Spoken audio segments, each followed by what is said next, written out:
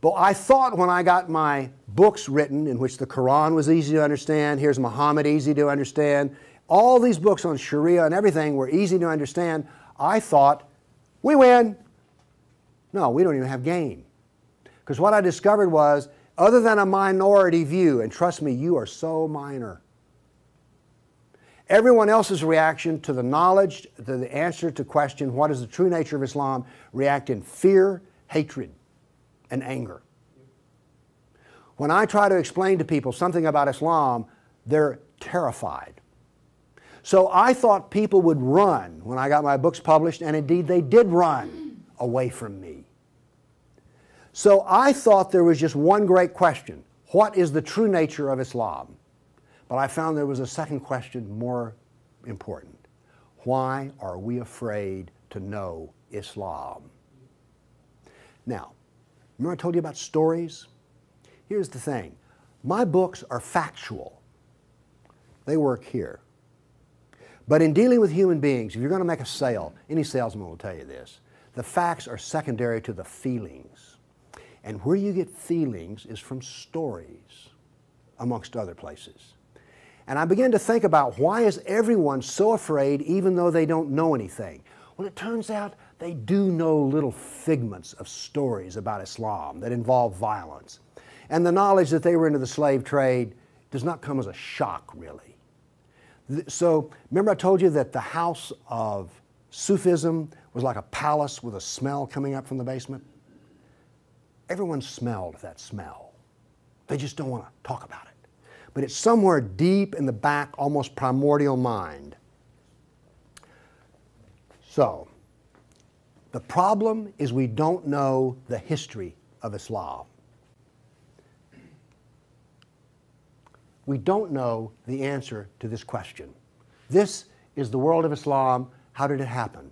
You can ask very intelligent people, and they will not be able to give you the answer to this question. How did North Africa go from being European and Christian to becoming Arab and Muslim? How did that happen? And is that an important question? How did the Middle East go from being Christian to Muslim? And is that an important question? I think it's an overwhelmingly important question. All right. Now, to understand how that Islamic world came about, we're going to have to go about and see how Islam entered our world. Now, to do that, Islam entered the world of the Byzantine Empire. We know that in the Sirah, Muhammad's life, his last days were spent killing Christians and subjugating them. After he died, that process continued. So, let's describe the world that Islam invaded. Now, we're told that the Roman Empire collapsed when the German barbarians invaded Rome. You all heard that story? Well, that's false. That is not true. It is wrong. What happened was, after the German barbarian tribes invaded Rome, they set up their own version of the Roman Empire. They retained classical culture. They spoke Roman. They hired Roman philosophers and Roman attorneys to teach their children and to run their schools. They came into the Roman Empire not to destroy the empire, but just to get the goods for themselves. The eastern part of the empire, so-called Byzantine Empire, is over here. Now, this is after the German invasion. The important point is this: there was still a classical empire. It's not collapsed. Then, after the fall of Rome, the Byzantines gradually exerted their political influence till now this was the new form of the Roman Empire. This is the Byzantine Empire, and it is about to be invaded. This is the classical world that Islam invaded. Notice that the classical world is still up and running. It's critical to remember that. It was now weak, but it was still up and running. We're going to see what caused its collapse. Here we see in 25 years, 3 stages of development of the spread of Islam. This is 25 years' work. How is it that the Arabs were able to do to the Byzantine Empire what the Persians could not do in Iran? Here's the answer to that question. It has to do with Iran, actually. The Greeks and the Persians had been having wars since forever. All right? The 300 at Thermopylae, that was about the Persians. All right? Alexander the Great, he defeated the Persians. The Persians kept hammering on the Romans and then the Byzantines, and 25 years before Islam invaded, there was one massive last series of battles that left Persia weak and the Byzantine Empire very weak. Then comes along the Black Plague. 1 person in 3 dies. So the Byzantine Empire, when Islam invaded, had been weakened by a long war with Persia and the loss of 1/3 of its population. The economy had collapsed by 2/3. You think the Obama economy is bad? Try 2/3. So we had an empire that was weak, invaded by people with a mission. Now what's important here is these 3 different shades of green represent the different caliphs. This empire is beginning to build here came from people who could be described as the apostles of Muhammad. Why is it important to know that? They knew Muhammad. They held his hand. One of them, Ali, married his daughter. Abu Bakr was his father-in-law. These people are not just brothers in the religious sense, they're brothers in the family sense. They knew Muhammad like I know my wife. And what did they do? Did they go out preaching the Quran? No, they didn't. They picked up their swords, got on their camels and horses, and went out whacking Christians and Persians. That is, this is the true nature of Islam. Here you see it. This is the fruit on the tree. Massive destruction. Now notice something else that's happened here. Egypt is the breadbasket of the Mediterranean. Syria, the heart of the intellectual world of the classical empire. In 25 years, the classical civilization lost its ability to feed itself and lost its biggest brain trust. This destroys classical Christianity. Christianity that we have today is a bloody stump of the original Christianity. Why? This destroyed the heart of it, transformed it. The first stage of the annihilation of classical empire, gone. The heart of it's gone. Okay. A century later, notice over here in Spain, 750 AD, Spain is already Muslim. This is rapid fire conquest. This is going to become very important because this happened as it were in the life of a nation overnight. This brutal assault is the key as to why we fear Islam. Now then, you're next going to see history that you've not heard before. I'm not a historian, but I am a scientist. And I can reason from data. I knew, once I read the story of Muhammad, that I had been fed a pack of lies about what caused the Dark Ages. Roman barbarians didn't cause the Dark Ages. First off, why would these barbarians were Germans? These are the same people who made Germany. You're telling me they were too stupid to learn how to do Roman law and stuff? Of course not. They were very intelligent people. They didn't cause the collapse. But that's the classical theory. If you go to Vanderbilt, that's what they'll teach you. Here we go with the data. There has recently been a lot of classical ancient works that have been translated and put into a database format so they can be accessed. There's been massive archaeological research under the ocean and at the edge of the Mediterranean. From this archaeological research, we're able to track history and economies. All right? That figure I gave you about how the economy collapsed, that came from the study of sunken vessels. Because if you're not buying much, if 1 in 10, let's say 1 in 10 ships is sunk, that figure's not that high, but whatever. If you see a lot of sunken ships, there was a lot of ships sailing around. When they go down, the economy goes down. So from this data, we know a lot. And this, in particular, the database of ancient documents, gives us 548 battles that Islam fought against the classical world. This is all new information. I've talked with people who consider themselves history buffs, and they go, well, let's see, battles of Islam against Europe. Let's see, we've got the invasion, we got Tours, we got the invasion of at Gibraltar, we've got Lepanto, Gates of Vienna, collapse of, okay, that's 5. You talk to a historian, and those are the 5 battles they can scratch up. And I remind you, you can have all of these slides if you just send me an email for it. Okay, what does this new data show us? It shows us this. See the white spots? They're brand new battles. They're going to change to red. These are new. Every time, I want to show you this all over again. Every tick is 20 years. The new battles for that 20-year period come up in white, then they fade to red to show you the history. So white's what's happening right now, red has happened. Let's see how these 548 battles act out over. We're going to watch, in 70 seconds, we're going to watch 1,200 years of conquest. Look how fast this is happening. Bam! Here comes. You didn't know France was hammered that hard, did you? You heard of Tours. Watch what's happening in Spain and the islands. Now, many of these raids or battles, if they're at the coastline, are slave raids. The slaving that took place in here was extensive and went on and on. All of this work is also happening now then. We're now into the golden age of Baghdad. This is the punishment that's being handed out to Christians everywhere.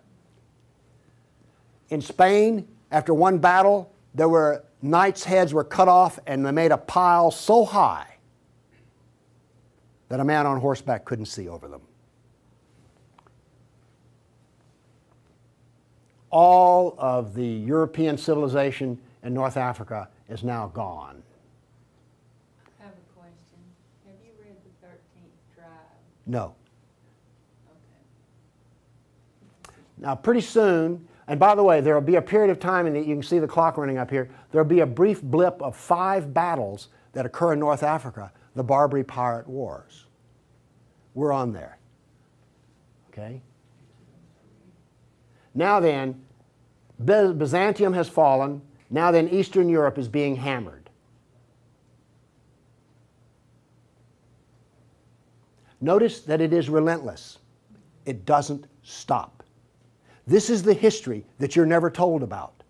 This is the history that explains how all of this came about. Now then, they're getting slower because Islam is becoming weaker.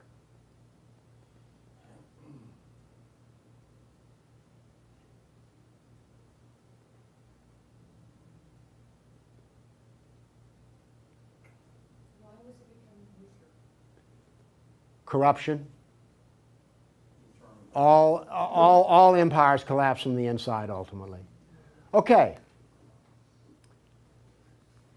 I say that what caused the collapse of classical civilization was not the invading German barbarian tribes. I say that classical civilization was destroyed by Islam. Now comes the question, why do we not want to know that? We're going to answer that question. All right, now I want to give you the headlines. With all those little dots, basically what I've showed you is just quantity. Okay? Relentless, but quantity. Now I'm going to give, we gave you 1,200 years of battles in like 70 seconds. Now we're going to go through in about 4 minutes. I'm going to give you the headlines from each century so you will know the emotional tone of what is happening. All right, 7th century. Muhammad sent Khalid out, the sword of Allah, to the Jazima tribe to offer Islam. They refused. He annihilated every one of them. At the Battle of Oasis in Iraq, for 2 days he spent out rounding up the losers, put them in a dry stream bed, and cut off heads until the stream ran with blood. He then took the captain of the Zoroastrian Persian tribe, His wife was there. He cut off the man's head, let the blood drain into the soil, and raped his wife in the bloody soil. That was one of the companions of Muhammad. This is the nature of jihad. Where did Khalid learn how to do that? From Muhammad. From Muhammad at the Battle of Khaybar. Umar conquered Jerusalem, and every Jew and every Christian became a dhimmi, which is a third-class semi-slave. You're now going to see, for the next few centuries, you're going to see Golden Age. We're told this myth of the Golden Age, how wonderful Islam is. So here's what's happening during the Golden Age. They started attacking Sind, which is the Hindus. 26,000 Hindus died. Armenian nobles were herded into a church after a debate, and the building burned down on top of them. At Ephesus, 7,000 Greeks are enslaved. We're still having the Golden Age. All new churches were ordered destroyed. At Amorium, there was massive enslavement of all the Christians. The Egyptian Christians revolt over the jizya, which is the dhimmi tax under the Sharia. Churches are burned, vineyards destroyed. 10th century was still in the Golden Age. In Thessalonica, 22,000 Christians enslaved. Christians massacred in Seville. In Egypt and Syria, 30,000 churches destroyed. You have your religion, I have mine. Still in the Golden Age, 6,000 Jews in Morocco killed, hundreds of Jews in Cordoba killed, 4,000 Jews in Granada killed, Georgia and Armenia invaded. In Hindustan, 15,000 killed, 500,000 enslaved. Golden Age, still upon us. In Yemen, the Jews are given the choice of convert or die. The Christians of Granada are deported to Morocco. And in India, cities are destroyed under the order convert or die. In one town, 20,000 Hindus became slaves. Still the Golden Age. 50,000 Hindu slaves decided to get freedom by converting to Islam. A new 20-year campaign created 400,000 new Muslims out of Hindus. Buddhist monks butchered, nuns raped. In Damascus and Safed, mass murder of Christians. Jews in Marrakesh massacred. Tabriz, forced conversion of Jews. Still, we're in the Golden Age. There are riots in Cairo, churches are burned, Jews of Tabriz are forced to convert. Tamerlane, one of the most evil men who ever lived, massacred 90,000 Hindus in one day. 30,000 in another battle, massacred in cold blood. Another Muslim leader takes 180,000 Hindu slaves. Oops, we're out of the Golden Age. See if you notice any change in tenor. Tamerlane destroys 700 villages in India. Now then comes He then turned to Iraq and annihilated the Nestorian and Jacobite Christians. The Nestorian Christians, half of the Silk Route in China was Nestorian Christian. The Nestorian Christians had emissaries and missionaries in the court of China. Afghanistan was partly Christian. All right? Gone. This is part of the destruction of the church that no one knows about. 700 years of attack, they finally destroy Constantinople. 16th century, the son of Tamerlane destroys temples, forced conversions. Two of his generals built 2 towers of human heads. Once again, you couldn't see over them. And then noble women, Hindu women, started the practice of sati, which was mass suicide in order not to be sex slaves inside of the Sultan's harem.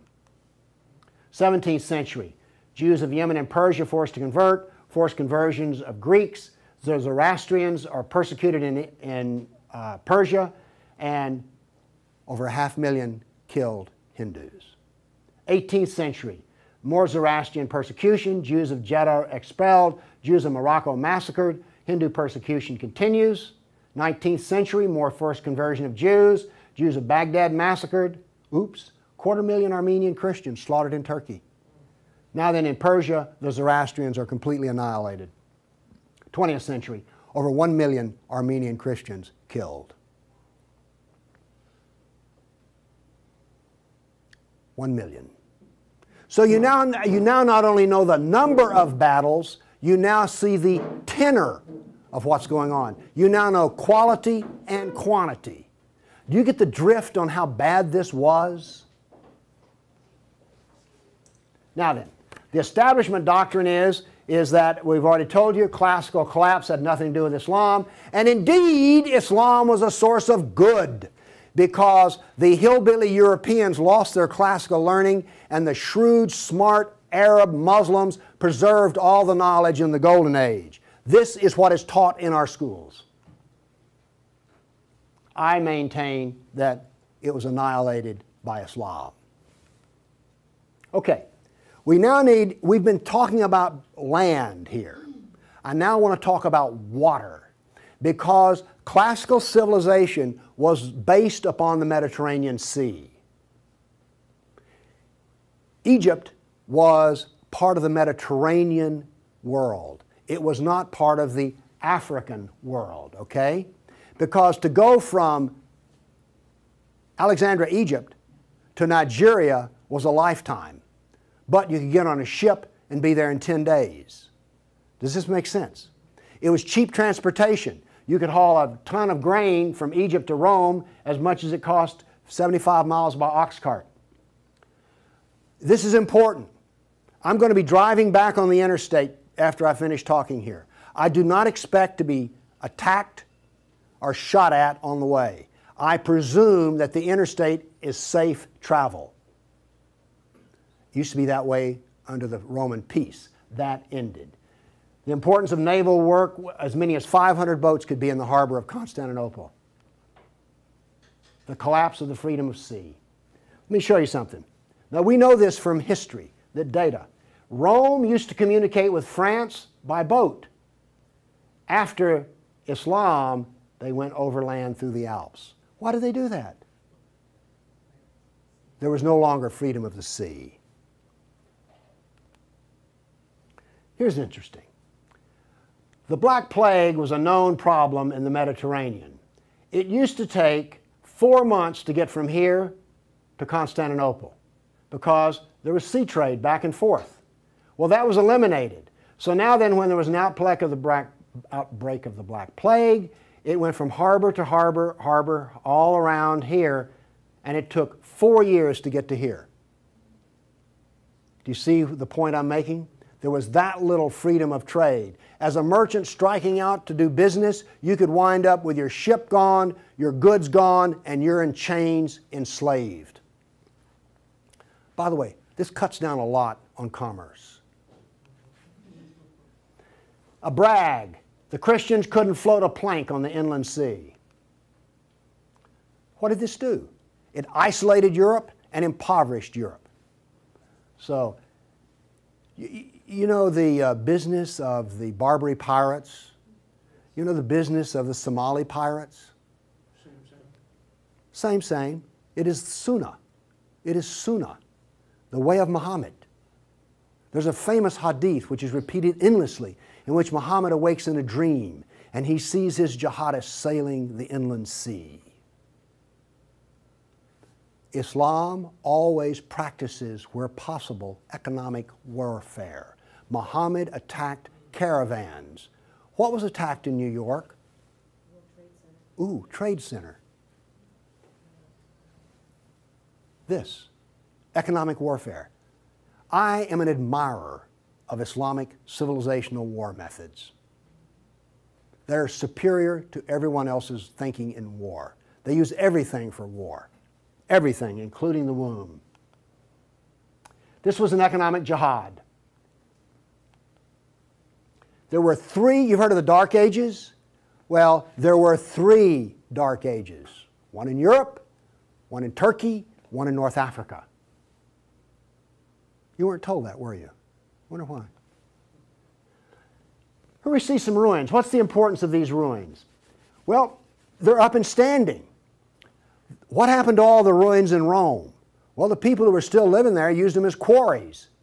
They harvested them. The Colosseum remained simply because it was so big. What does this tell us here? If all this stone is still stacked up, there were no people. The invasion of North Africa was so brutal and so fast that it actually left in the harbor a layer of silt. Here's how that happened. North Africa used to be farmland, irrigated farmland. The Romans, clever men that they were, put along the roads in North Africa olive trees for shade and for keeping the road fixed for free. Because what would happen is you would bid on buying a lease on a stretch of Roman road in North Africa, you maintain the olive trees and the road, and you got to keep the olives. So the Romans got money from selling the lease, and then they got the road fixed for free, and somebody has a business making money. Is this clever or what? That all ended because the invading Arabs were not farmers, they were herdsmen. The people there were Christian, and so therefore, when the average Arab family would own 50 goats. They put their goats out into the fields of Christians, and the Christians as dhimmis had no right to protest. Between death and the erosion of the crops, there was this produced a layer of silt in the harbors. So that's how brutal, hard, and fast came about this collapse of economy in North Africa. What was left for a European economy? Furs, lumber, swords, and slaves. We're now really getting to one of the points where we don't want to know this history. Anybody here all real proud about how some of your ancestors were taken off a coast in Italy and then put into a harem in North Africa? And now you have children from that who are distant relations? You see, you may have distant relations in the Arab world you don't know about because 1 million Christians were sold into slavery. And by the way, the Venetians helped to do that. And another embarrassing piece of news is this. The Jews were very big in the trans-Mediterranean slave trade. Nobody comes out of this looking good. No one looks good. Are you also beginning to see, like, I don't think I want to know any more about this history at all? Okay? Are you catching on here? All right. Now, the other thing we're told that's so bad about Christianity and so pitiful about those poor Muslims are the Crusades. Who's ever heard this? Well, the Crusades, oh, that's so embarrassing. Gosh, you know, we got out of Europe, we went over there and invaded the Arab lands, and then we killed them and hurt them, and like, oh, I've heard preachers wallow in pity about how drastically bad the Crusades were. All right, first off, Islam, remember, destroyed 30,000 churches. The Jews and Christians were dhimmis. There was infinite number of brutality against Christians. Christians were fleeing the Middle East, and the Byzantine emperor appealed to the Pope, help us, please. Now this was a big thing to do because the Byzantine emperor and the Pope did not get along at all. But these were desperate people. And what did the Pope look out and see? This is the world that he saw in 1100, the time of the First Crusade. Well, let's see, this much of Spain is Muslim, and we're getting our behind kicked on a regular basis. Oh, well, this Christianity's gone. Oops, this Christianity's gone. And look at all the battles in the non-Christian, in the areas that are still Christian. Do you see the geopolitical problem that the Pope was facing here? This was not just some, you know, we'll saddle up, get on our horses, and go steal from them Arabs, which is what you're told. This is the political picture. But now then, let's do this. Let's look at a battle map for the Crusades. Let's be fair. I showed you the jihad map. Now here comes the Crusade battle map.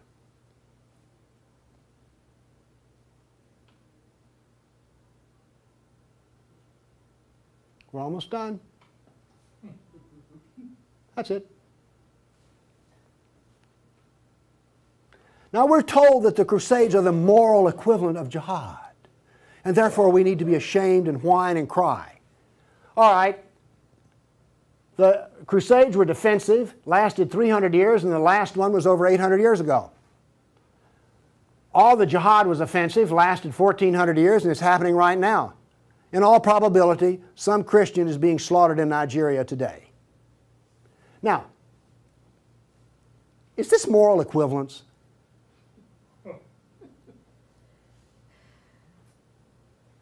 Why won't they teach this in a church school? So the ministers will stop, oh, the Crusades were just so terrible. No, the Crusades were one of the few times the church put steel in its spine. And then we apologize for it. Now then, let's go to the great benefits of Islam. We're told about two different golden ages. We're told about Andalus, the wonderful empire in Spain, in which there was multicultural peace, and Jew and Christian and Muslim all lived together in a golden age in Europe. You ever heard that? Well, here we go.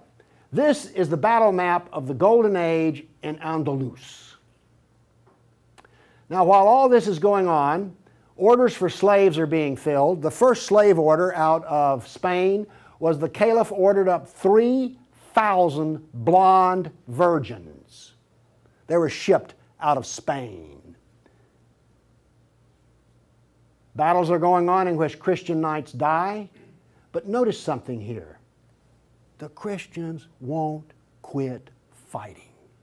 This is going to take 700 years, and there's going to be nearly 150 battles fought. Where was this caliph located? There was more than one caliph at the time. This was a caliph in North Africa. Okay. Now then, looking at this, do you understand why when Isabel and Ferdinand were finally in full power, they told every Muslim in Spain to get out of here? They drove everyone out.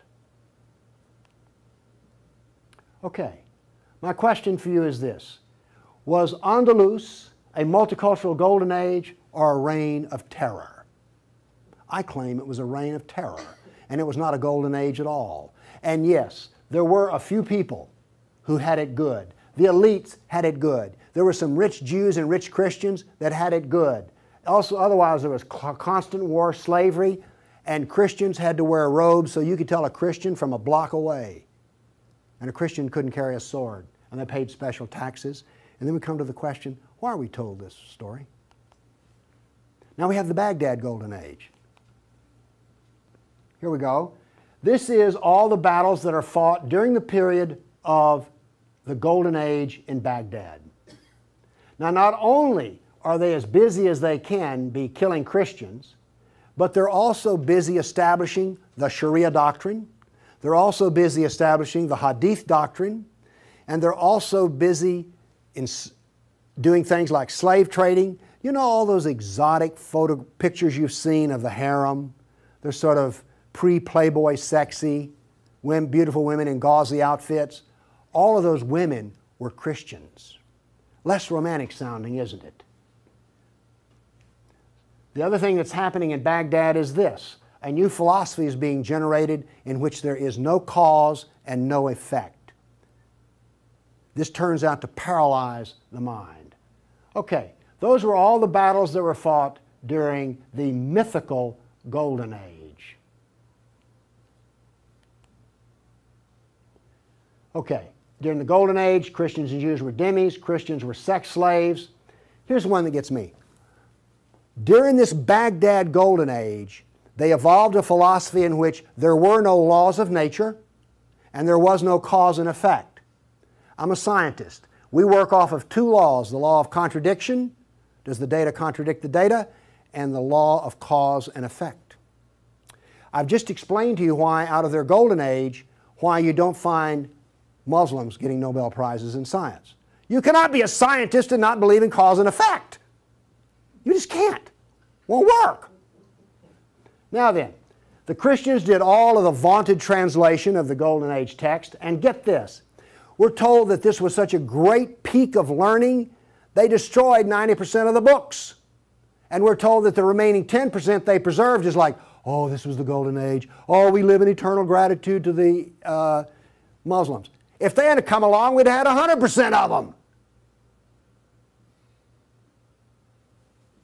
Presented with a library in India, the largest library in the world was a Buddhist library in Nalanda.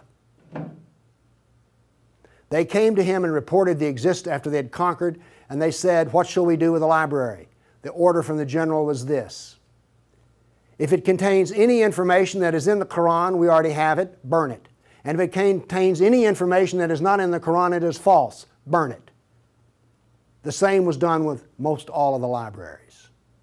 And why are we told this was some wonderful golden age that preserved knowledge for us? Ottoman Empire, 1683, the reason I have this up here, Islam in Europe. That's the world today. I've now explained to you how this world came about. It came about through relentless, brutal persecution of everyone who was not a Muslim. Now then, let's change to modern times. All of that work stops in 1922. This works off a database of 19,000 jihad attacks since 9/11. There are things like this. I know the date, the country, the city, how many are killed, how many injured, and a description. Now, when you present a guy like me with 19,000 pieces of data, I start asking questions, how do we make this make sense? So let's make it make sense. By the way, you did hear all about these 19,000 attacks in the Tennessean and the local newspaper, didn't you? You did hear about this. It was on the nightly news. We've heard about Fort Hood. Oh, the workplace incident. Oh yeah, I got that. All right. Anyway, moving along here. This, by the way, is where all these took place. I just think that's interesting. And you'll notice something. This is the Islamic world, and it all centers around it. But notice how much is happening in Europe. Okay. I take the data and I parse it and I divide it. I use Islamic doctrine to analyze this data. What does Islam insist on? Well, in my first lecture, I told you they're fixated on the kafir, right? So I use the kafir to analyze this data from an Islamic standpoint. See, I'm the ultimate multiculturalist. No, really. I'm the only person you've ever met who analyzes Islam on the basis of Islam. Here we go. Here we have, in the last 10 years, the total number of attacks. In the green, we have Muslim on Muslim violence. You mean a Muslim will kill a Muslim? Really? They're doing it in Syria as we speak, right? Remember Iran, Iraq? Okay. Then we have the only one I care about. I mean, my motto here is sell weapons and intelligence to the loser. I'm very serious. You think I'm joking. I know. Okay, here's our story right here. Stays pretty level. That's interesting. By the way, there's hardly a day in which there's not a jihad attack. Modern jihad is relentless, just like classical. Oh, by the way, one of the things this curve proves right here, Islam is bad for Kafirs, Islam is bad for Muslims. Islam is bad for Muslim and non-Muslim. That's what this data shows us. You want to argue with that? Okay, modern jihad is relentless. But what did we see in the other battle map? It was relentless. There are two types of jihad, against the kafir and against Muslim. You see, every time they kill a Muslim, the reason in Syria they're killing other Muslims, they're not real Muslims. Okay? Now then, we've introduced, however, a new phenomena. The mom and pop non-state jihadi shop. Okay? All of those battles up to 1922 were out of the caliph. Okay? We now have non-state jihad. That is all that is different. Okay, jihad attacks per year. I just chose the top 4 nations. But this doesn't really give us what we want because Israel's teeny weeny and India's great big, so let's do this on per capita.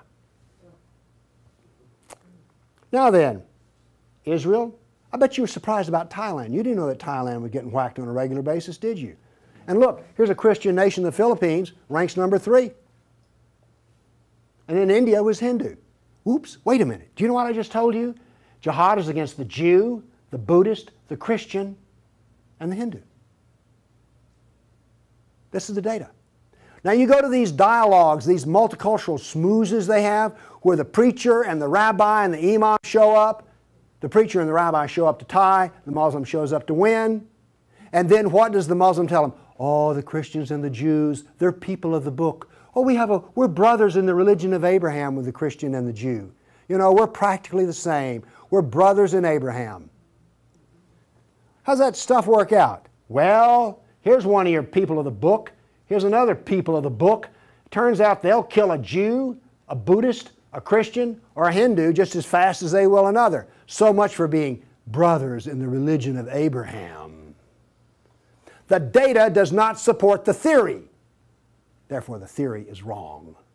There is no brotherhood of Abraham except in the minds of people who occupy pulpits. The jihad is against the Jew, the Buddhist, the Christian, the Hindu, and the secularists, by the way. The secularists are the worst of all. Well, maybe worse than the Hindu. It gets hard to know, you know, I mean, really. It's against all kafirs. That's who the jihad is against. The religion of peace. Here we go. 548 battles, 19,000 jihad attacks. In 12 decades, in 1,400 years that are jihad-free. Therefore, Islam is 91% violence and 9% peace. So George Bush was 9% right when he declared religion of peace. Constant violence is why?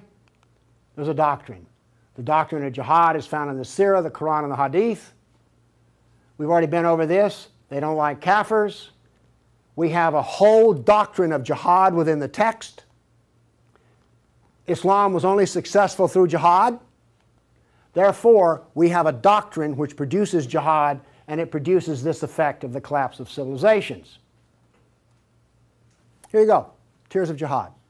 270 million dead over 1,400 years. Read them and weep. Read them and weep.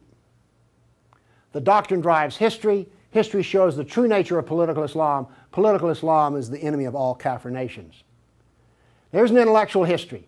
In 1,400 years, I've read a lot of old documents. They never talk about the Muslim. They talk about the Arab, the Turk, the Moor, Al-Qaeda, Asian, and it's always been by specialists. And today, all the established specialists are apologists for Islam.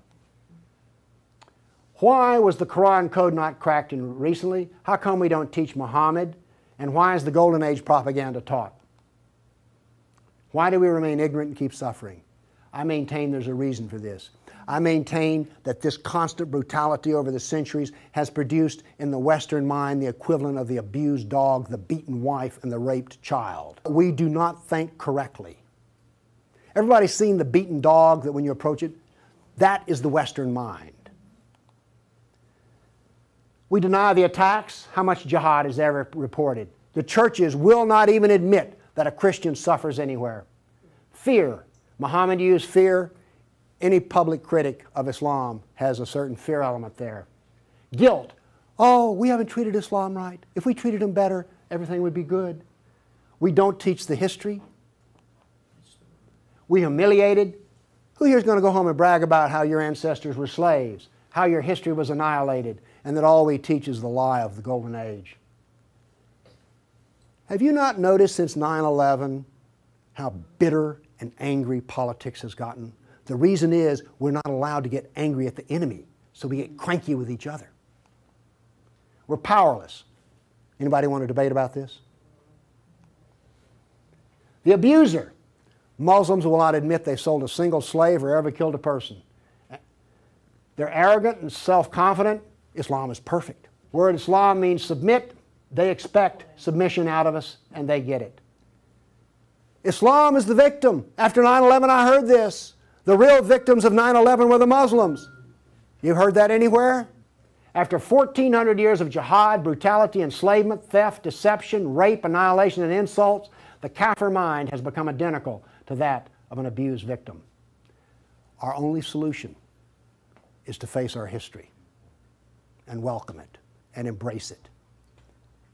This is exactly the way we will heal our nation, is the way we heal a person who's been brutalized. You have to go back to the original event. And this is why we are afraid. Thank you.